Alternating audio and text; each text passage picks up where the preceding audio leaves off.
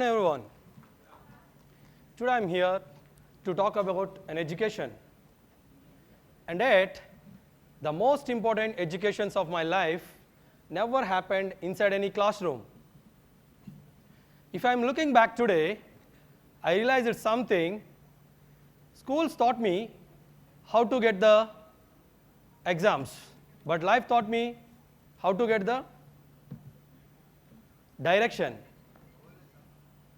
Today, if I'm honest, the person who is standing in front of you was shaped far more by the education that I am seeing, call it as invisible education. Looking back today, I grown up in a small village in Konasima, surrounded by coconut trees and green fields and the river Godavari. After my schooling, every day I walked onto a small pump house besides the river, and I climbed onto its top of the roof and sit there alone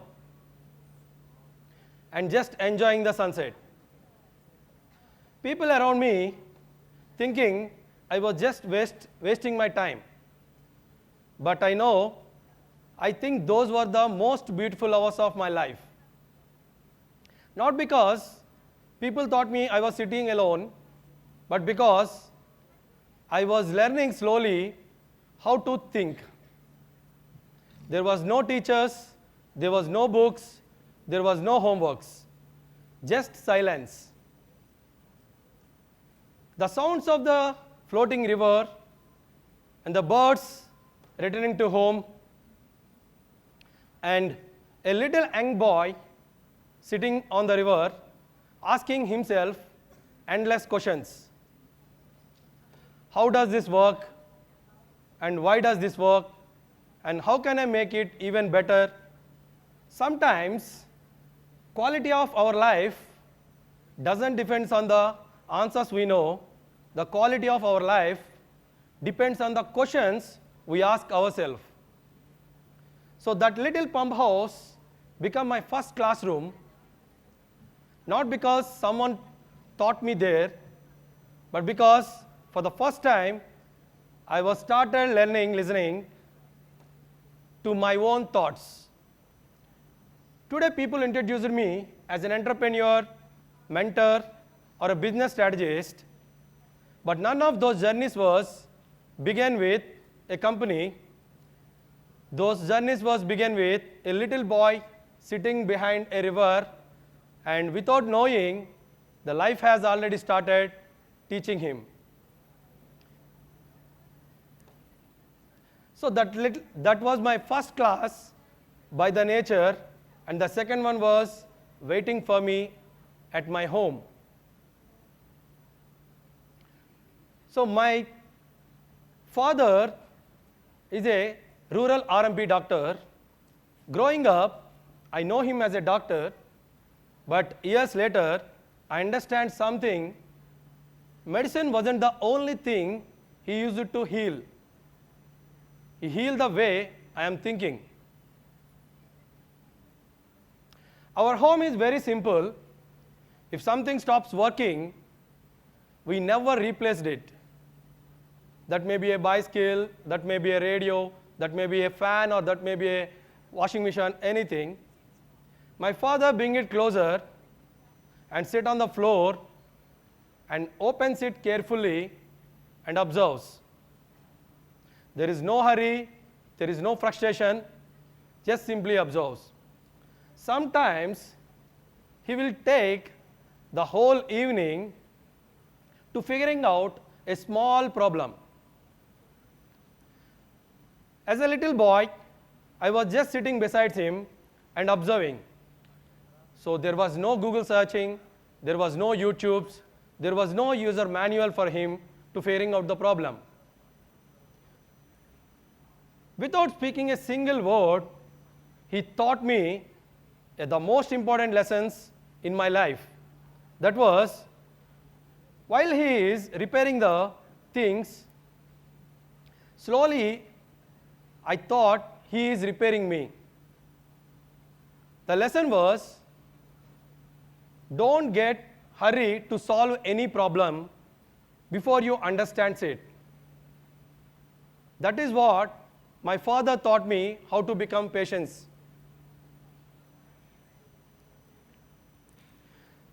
Today, I am working with students and business owners. I use the same lesson, not because I learned in a management books, but because my father taught me how to be patient. Sometimes life's greatest lessons doesn't come as an advice, they come as an everyday moments. They look as ordinary. My father taught me how to think patiently, and my next teacher taught me how to dream courageously. That is my mother. My mother was a simple homemaker. She never studied business. She never studied technology. She never even stood on a stage like this. But if you ask me, who believes you the most, then the answer is very simple, my mother. Whenever I go home with a new crazy idea, she never asks me, will this work? And she never even reminds me how difficult could be the life is. She always stood behind me and simply smiles and say one thing, go and do it. Before the world believes in us, someone has to. For me, the someone will be my mother. I have another memory I will never forget. When I was in 8 years old, in my village, only one common water pond. The pathway leading to it was completely damaged because of one rainy season. So going there will be very difficult. One woman in our village decided to fix. She didn't wait for authorities to come and fix that. So she simply gathered the people, young, old, everyone who can help the situation. So I am one among them at that 8 years old age. We carried mud, stones, and worked together to fix the pathway. By the evening, the entire pathway was fixed. In the next day morning, she came to my mother and gave 5 rupees.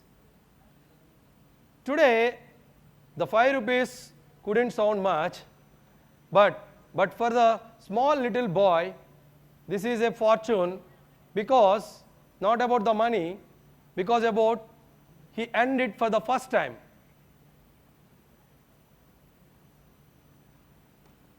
The value of money is never as important as the value you create.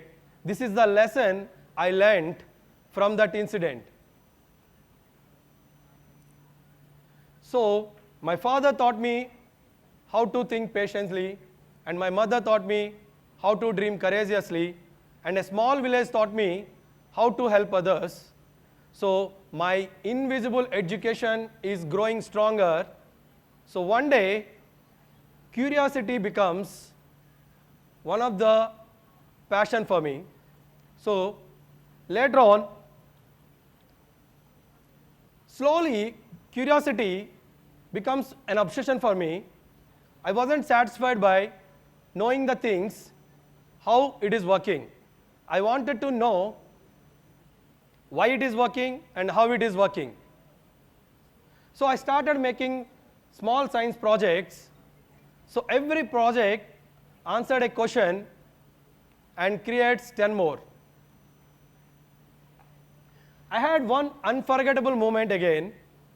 When I was in 7th standard, I was selected to meet former President Dr. APJ Abdul Kalam sir.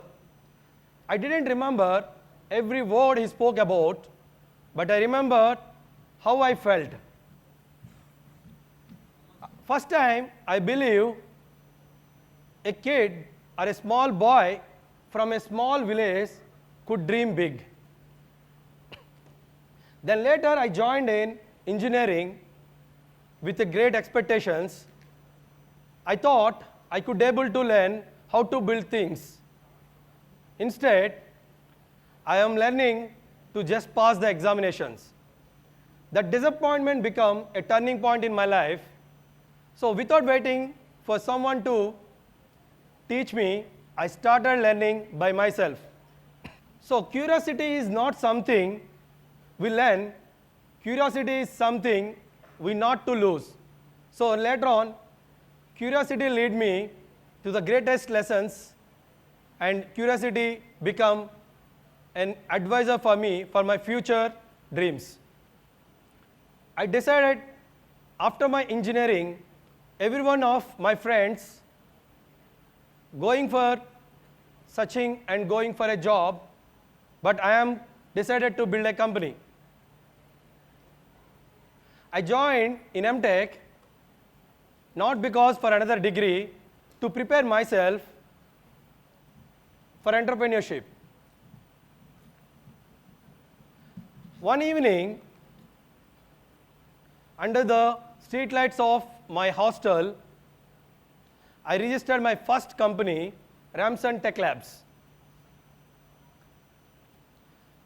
Later on, I invested everything to build 200 robotics and science kits,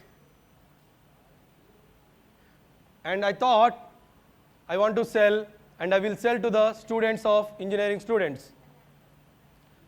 But I wasn't able to sell them.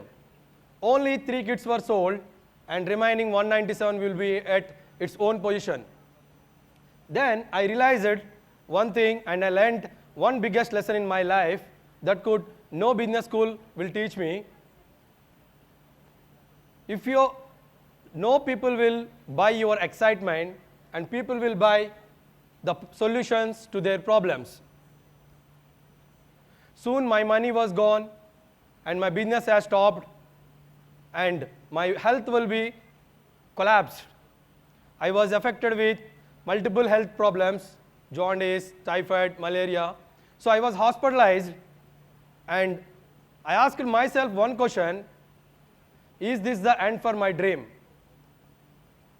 Deep inside, the answer is no, because the river doesn't stop when a big rocks are coming in front of it.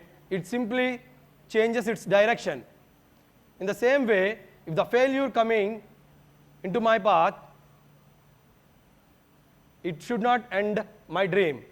So I redirected my journey. So after recovery, I moved to my hometown near Vijayawada, and again started contacting the colleges. So one fine day, I got opportunity to talk and opportunity to give a session in a college. And again I have another problem at that time. I'm afraid of speaking on public. In earlier my workshops, I had the trainers, but today I was not able to afford them. So then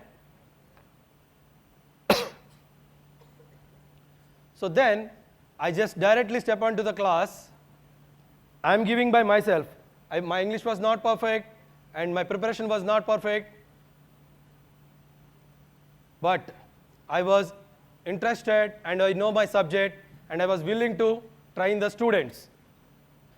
So soon I completed that workshop. So one after another, then after another. So years later, I have completed around 150 engineering colleges, including IITS and NITS, to train the students. So one thing I learned, confidence did not come first, the courage comes. Just when life's going smooth, the COVID arrives. It's again disturbed my whole business. Everything stopped, college stopped, and workshop stopped. Then I have two choices, whether I have to wait or I have to learn something new. Then I started learning new things about artificial intelligence and business strategy and branding. Then it is leading to my new business, Digital Monk. So after that, we have served around 500 businesses to gain their presence in digital platforms. So before I'm closing this, I want to thank few people in my life. My father for teaching me patience, and my mother for believing me, my wife and my sister for standing behind me in every difficult situation, and my friends who helped me whenever I want them. And today I don't want you to carry my story with you. I want you to find your story in this. Who will be your invisible teacher?